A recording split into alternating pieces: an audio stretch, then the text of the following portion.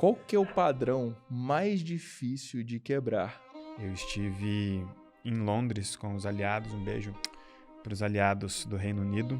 E lá tinha uma aliada que eu perguntei, diante disso, disso e disso, desse tipo de padrão que você está manifestando, identificando, e da camada em que você percebeu que você está, então já vou até fazer um joguinho dos padrões aqui.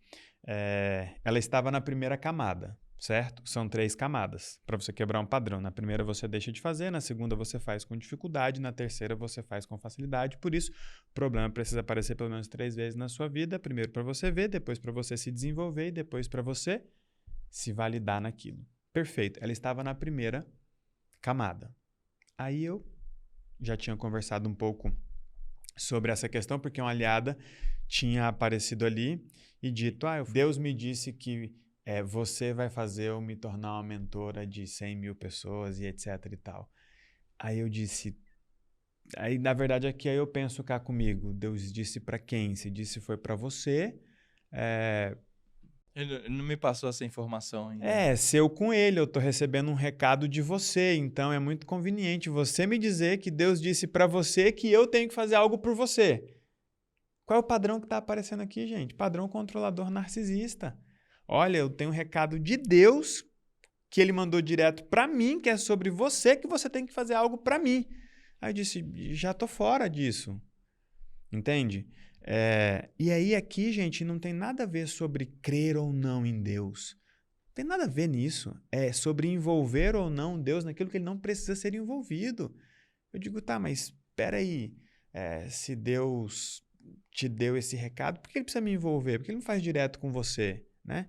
E aí, a outra aliada contando que tinha uma situação e ela estava naquele limbo de recebe e não recebe um diagnóstico de um exame.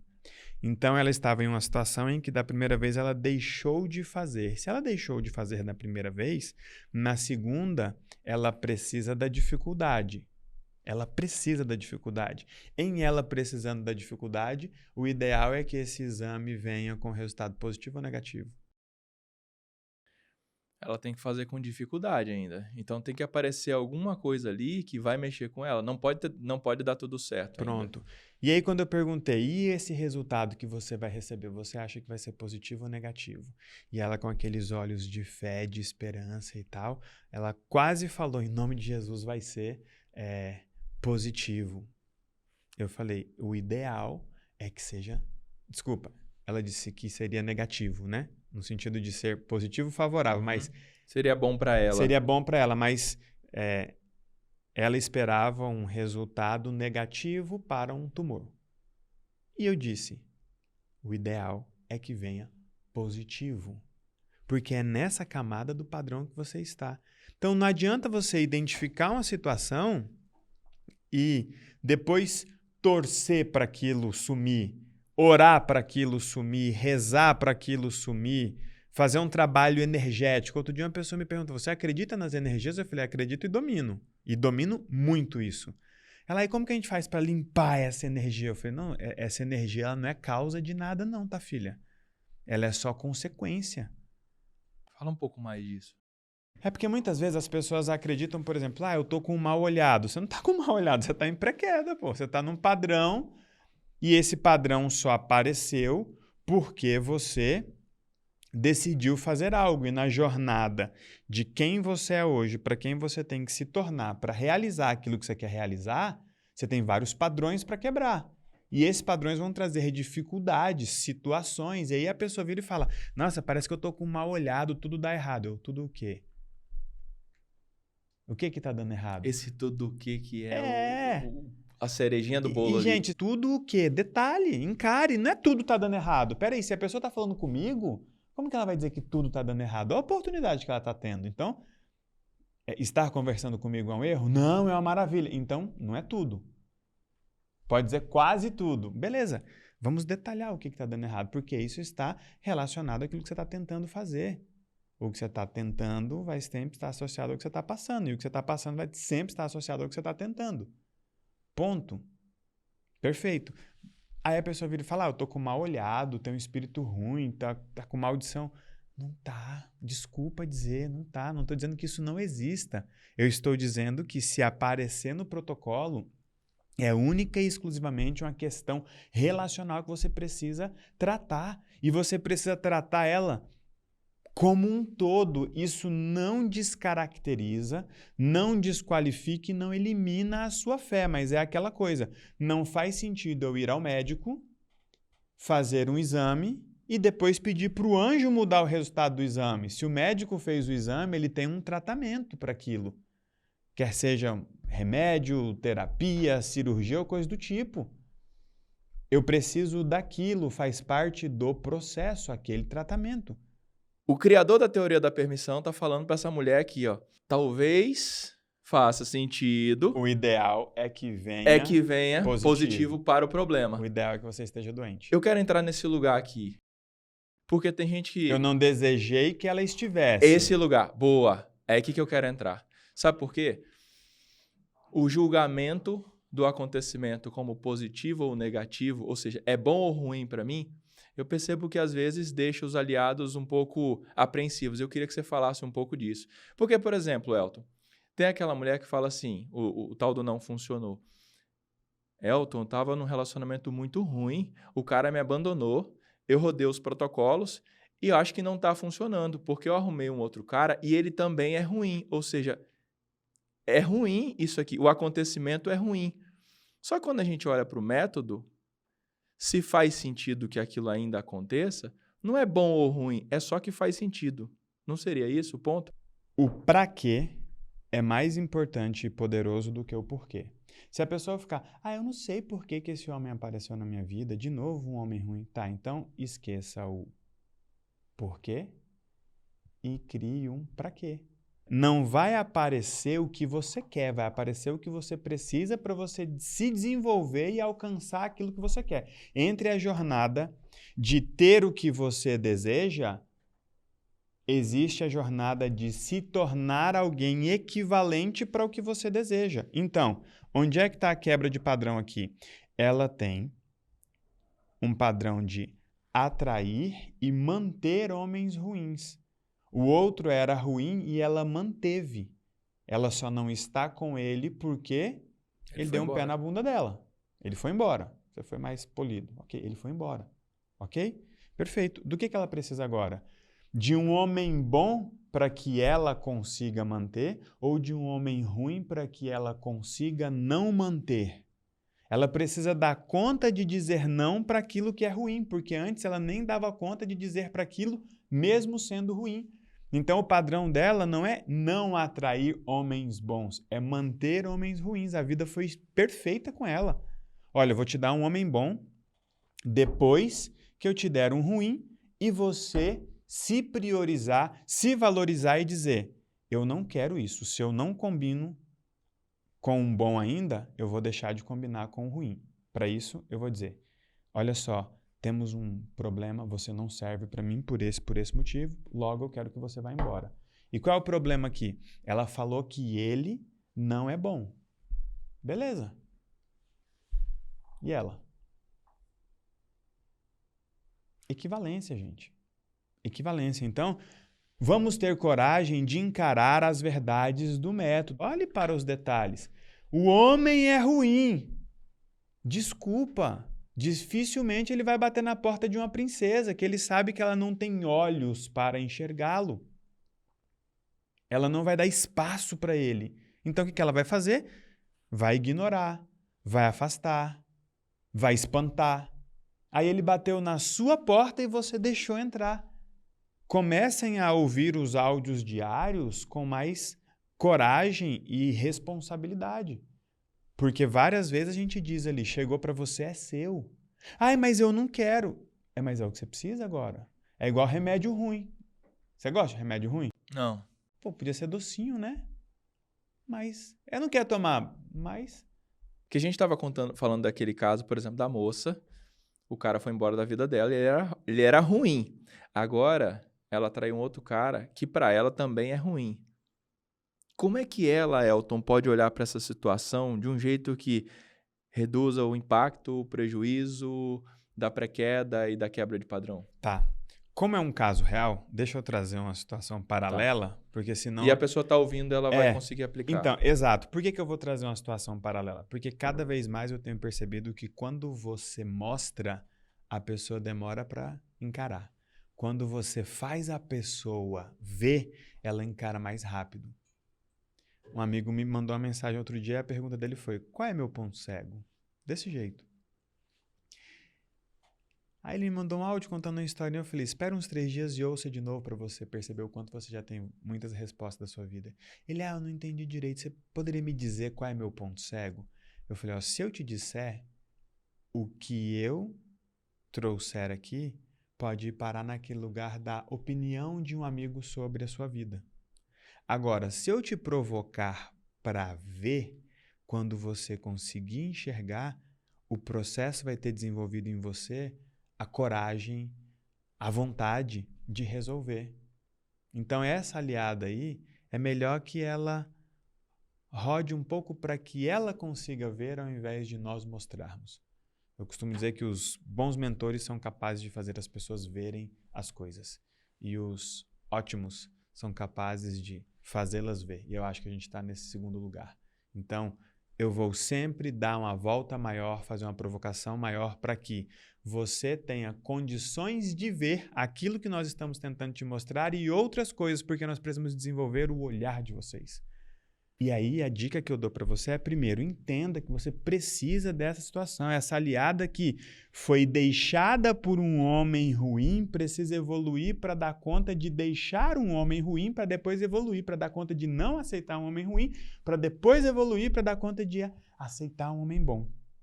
Para depois evoluir para dar conta de manter um homem bom. Esse é o processo. Ela vai ter que viver padrões, paraquedas, ciclos, protocolozinho, observando os detalhes. Então pare de dizer, tá amarrado que não vai acontecer. Tá bom, você acabou de dizer para a vida, eu não quero ver. Ou vida, eu já vi, mas não quero me desenvolver. Ou vida, eu já me desenvolvi, mas não quero a prova de que eu estou realmente validado nessa situação. Entende? As 3 camadas, elas precisam acontecer na sua vida. Uma aliada anfitriã chegou e falou assim: Elton, tem um padrão que me incomoda muito, eu quero saber qual é o nosso ponto cego, ou se essa pré-queda é minha ou do meu marido. E o problema é que as coisas aconteciam na vida deles e ela que tinha que resolver. Ótimo, padrão controlador narcisista. Do que ela precisa? De situações acontecendo que ela tenha que resolver e ela consiga não resolver para deixar ele se desenvolver para ele resolver. Ok? Perfeito. Só que qual era o problema? Eu falei, qual é o acontecimento? Ele vive batendo carro. Eu falei, tá, mas tem seguro? Tem. Beleza? Não, mas e depois eu que tenho que correr atrás, etc e tal. Se o problema é que eles têm um padrão que ele faz alguma coisa, acontecimento. Padrão, acontecimento. Ele bate o carro. Ok? Comportamento, ela que tem que resolver. Ok? Relacionamento, padrão controlador narcisista dela com ele e vítima dele com ela. Tá tipificado. Vamos diminuir o impacto. Eu falei, ok. Só para vocês entenderem. Se ela tirar o seguro do nome dela, ele não bate mais o carro. Porque se o seguro tiver no nome dele, ele que vai ter que resolver, ele que vai ter que ligar, é o nome dele, é a assinatura dele, é o documento dele. Aí eu falei, então, já que você precisa da situação, não tira o seguro do seu nome. Porque senão ele não bate o carro. E aí vocês não quebram o padrão. Então ela estaria evitando a situação, mantendo o padrão. Se ela tira o seguro do nome dela, ela tira aquela situação que era das coisas acontecerem e ela ter que resolver. Esse é o padrão. As coisas acontecem e eu tenho que resolver. As coisas acontecem, eu tenho que resolver. As coisas acontecem, eu tenho que resolver. Como é que você diminui o padrão? Escolham coisas menores para acontecer, pô. Eu falei, põe a internet no seu nome. Porque se ela colocar a internet no nome dela, o que vai acontecer? Vai dar problema. Vai dar problema. Ele vai deixar de pagar. Ele vai fazer alguma coisa errada E ela vai ter que resolver, só que é muito melhor resolver uma internet ou um modem queimado do que um carro amassado. Porque muitas vezes quando você bate um carro, você também pode se ferir, você pode ferir alguém, um monte de coisa pode acontecer. Então, você cria outras situações que vão gerar aquele mesmo acontecimento. Vou dar um exemplo de como eu quebrei um padrão. Você pode, se eu trazer um ponto para validar, você pode trocar, mas não pode evitar. Você pode trocar, mas não pode evitar. Se você evitar, você manteve o padrão. Você pode trocar por um outro tipo de acontecimento que tenha menos impacto, mas você não pode evitar porque aquilo ali não significa que você não quebrou o padrão. Porque você fugiu da situação onde você faz diferente. O que ela precisa? De uma situação em que ele faça algo errado. Esse cara tem que errar. Se esse cara acertar, tá errado. Uhum. Ele tem que fazer algo errado para ela chegar e dizer, tá bom, meu amor, pode resolver. Só que para ela no começo vai ser muito difícil. É a segunda camada do padrão, que é deixar ele resolver fazendo com dificuldade. Aí da terceira vez vai ser mais fácil. Ah, amor, resolve você. Aí quebrou o padrão dela e dele. Perfeito? Uhum. Um exemplo de como eu quebrei um padrão. Sempre tive negócios que exigiam que muitas coisas forem feitas. E em muitas dessas coisas eu não era bom fazendo. Então eu sempre tive sócio. Perfeito? Uhum. Sempre dividi as atribuições, responsabilidades e oportunidades. Com isso, eu desenvolvi uma coisa que eu vou chamar de padrão de decisão coletiva. Tudo que eu ia decidir, eu passava para os outros. E aí, o que vocês acham? Ah, eu vou fazer tal coisa, mas como a minha imagem é atrelada ao negócio, o que vocês acham? Só que nem tudo é importante para eles. Nem tudo afeta o negócio. Então eu percebi que eu não era indeciso. Eu simplesmente não decidia. É diferente, tá? Eu terceirizava a decisão. Se você puxar na memória aí, ó, quando você chegou aqui, tinham várias coisas que você falava, e aí, como é que é isso? Eu dizia, o que você acha? Eu te envolvia na decisão, como eu fazia com você, como eu fazia com todo mundo. Uhum. Perfeito. Aí eu falei, vou quebrar esse padrão. Só que eu estava no momento da minha vida, saindo daquela treta, então muitas questões processuais, aquela coisa. Eu falei, caramba, só tem decisão ruim para eu tomar aqui, hein? E eu preciso quebrar esse padrão. Aí eu comecei a chamar as pessoas para almoçar comigo. Ramon, vamos almoçar? Qual é a resposta que você vai me dar? Sim. Qual é a pergunta que você vai fazer? Onde? Onde? O que o Elton anterior diria? Você que sabe. Você que sabe. O que você quer comer? Então eu falei, beleza, eu vou me colocar em situações onde eu vou ter que decidir. Beleza, vamos lá. Eu decido. Mas espera aí, Elton, você quebrou o padrão numa decisão de onde vocês vão almoçar. Quem vai pagar a conta, o que vocês vão comer.